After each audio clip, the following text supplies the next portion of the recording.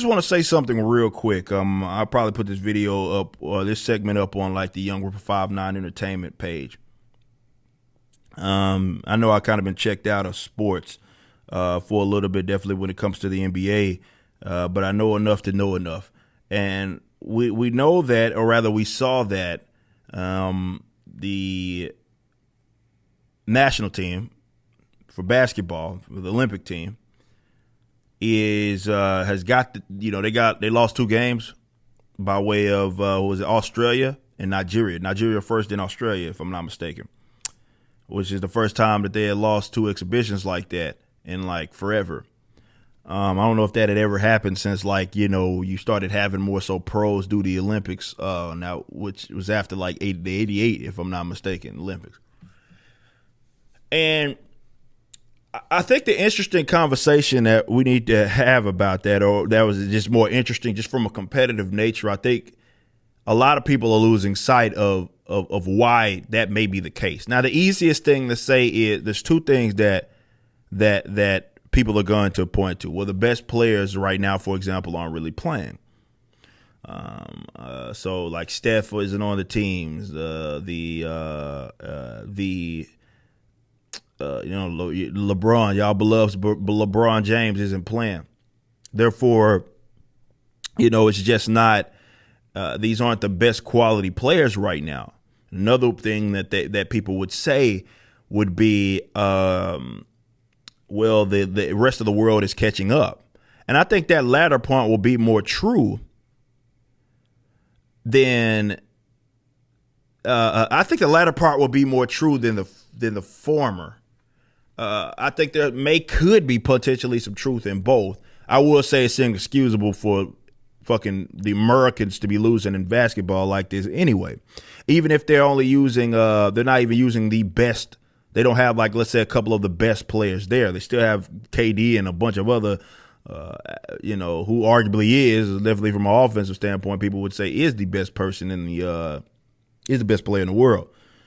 But I think the thing that people lose sight of is the bad basketball that is generally being associated with the NBA right now. It's a different brand of basketball. And I think a lot of that got kind of definitely you saw coming to fruition, I think now, but it was kind of seeds that got planted definitely at the professional level where it became more about ISO ball for the most part. And, definitely at NBA, the flopping, the drawing the fouls, you can't be as physical anymore. And I was watching some of the highlights, and I don't know if you guys are paying attention to, physically, they're getting fucking destroyed. They can't rebound worth shit. And yeah, they only have one true big that's maybe there in Bam. But that's also, again, how the game itself has changed in the NBA, where you have this small ball kind of positionless basketball is what it is that they say, but they get dominated on the boards. And all of those calls, they're not getting internationally. So I don't know if you've seen guys go up for a shot or something and they miss and they sitting over doing all this. They do that in the NBA after every play, but often they get those calls. They're not fucking getting those calls internationally. So I think that is more to attribute to the bad brand of basketball. Yeah, you may have the best players, individual players, but, it's a team sport at the end of the day, and playing ISO ball is probably not going to be as conducive. Even if you look at, for example, some of even the Dream Team, I don't think Jordan led that team in scoring. I think Charles Barkley did, if I'm not mistaken. So everybody played their role. Obviously, they were very physical. They were very defensive minded. And now the NBA has, and definitely American brand of basketball has become more finesse, more skilled in terms of maybe it's shooting and dribbling.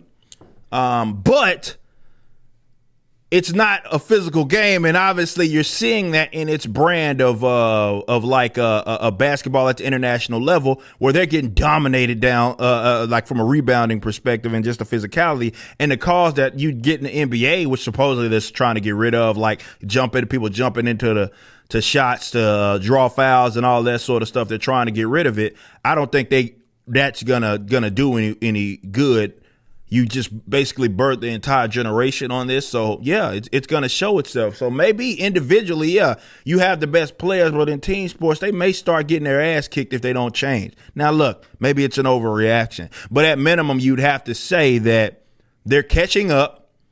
But I don't think them catching up is just them having more people that have, I guess, access to this stuff. Yeah, it's true. You look at the NBA right now, there's a lot more international players in the NBA. In Nigeria, they had a handful of the Nigerian team had a handful of NBA players or players that had been in the NBA, as well as Australia. Yeah, like hell, the Luka Doncic's of the world, the Porzingis of the world, the reigning MVPs of the world, like the Jokic's of the world, the Giannis Antetokounmpos of the world. These are not Americans. You know what I mean? They're not Americans. So yeah.